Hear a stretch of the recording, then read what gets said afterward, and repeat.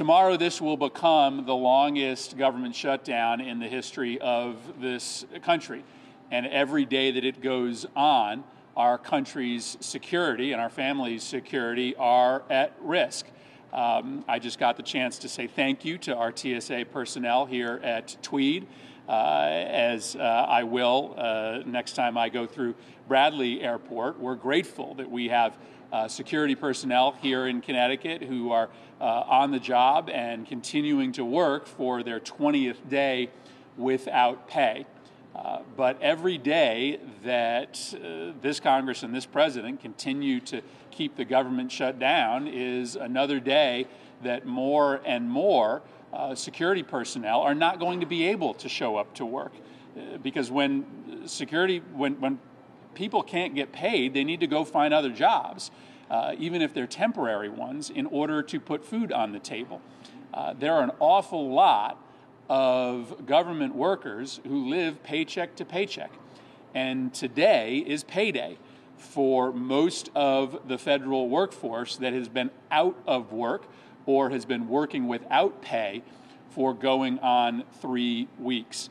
I will note today that one terminal of the Miami airport was shut down because a large number of TSA personnel could not show up for work today. I would note that your food is not being inspected this week as we speak. Your produce that you buy at the grocery store is no longer inspected by the FDA. I would note that FBI agents have been furiously sending letters to the president telling them how compromised the country's security is without a fully manned FBI.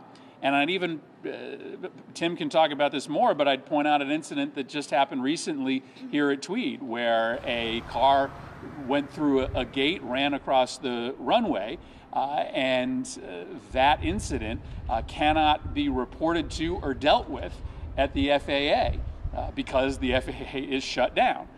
So our family's security and safety is being compromised here in Connecticut by this shutdown, and it is a totally unnecessary shutdown. I just want to bring you back to the beginning. Right before Christmas, the Senate unanimously passed a bill to keep the government open and operating for 2 months in order to allow for negotiations over the president's border funding request to continue. The president said he would sign that bill, and then over the pre-holiday weekend changed his mind. And since then, the president has been unwilling to reopen the government, telling Congress that he will proudly keep the government shut down until he gets $5 billion for a border wall that nobody wants. Republicans nor Democrats want the border wall in Congress. The president needs to reopen the government.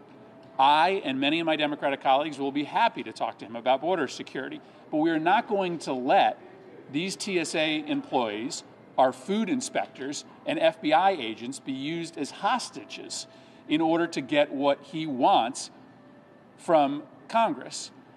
This shutdown needs to end, and then we can sit down and talk about anything that the president wants to talk about.